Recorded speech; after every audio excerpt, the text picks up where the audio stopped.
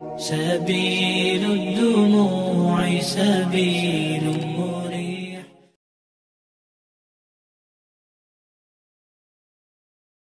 Bismillahirrahmanirrahim. Assalamualaikum warahmatullahi wabarakatuh. Syukur alhamdulillah kita bisa berjumpa kembali di channel ini. Salawat dan salam tetap kita haturkan kepada baginda Nabi besar Muhammad sallallahu alaihi wasallam. Allahumma sholli ala Sayyidina Muhammad wa ala ali Sayyidina Muhammad.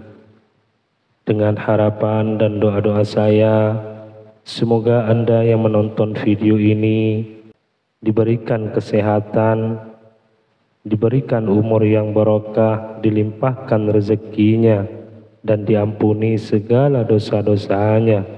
Amin, amin, ya rabbal alamin.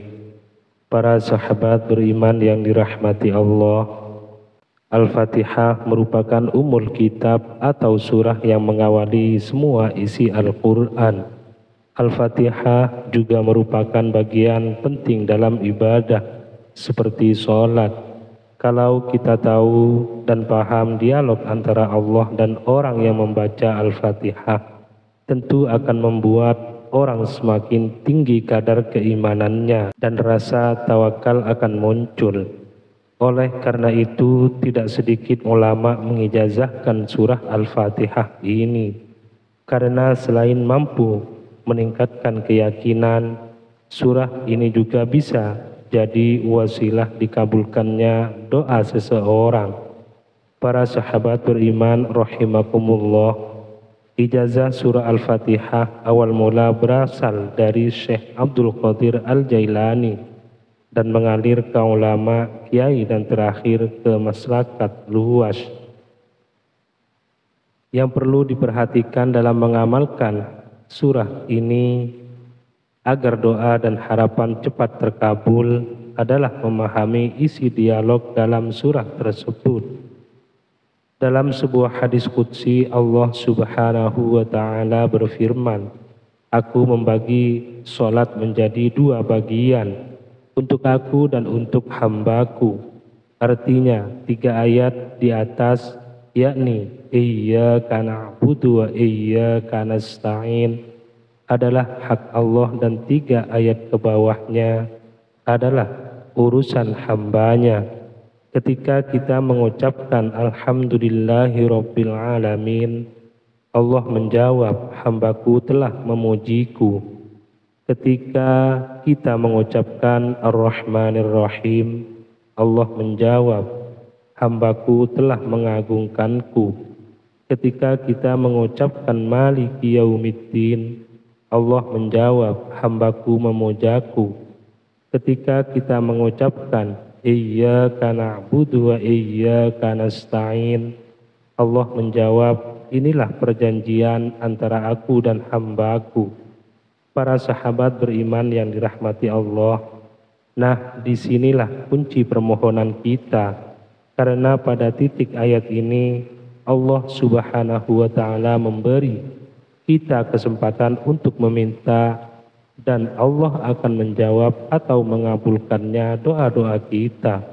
Oleh karenanya dianjurkan pada kalimat atau ayat ini, Iyyaka na'budu wa iyyaka nasta'in, dibaca berulang-ulang. Ada yang 7 kali, ada yang 11 kali, dan ada juga yang 21 kali. Tetapi secara umum biasanya dibaca 11 kali lalu berdoa dan dilanjutkan bacaannya.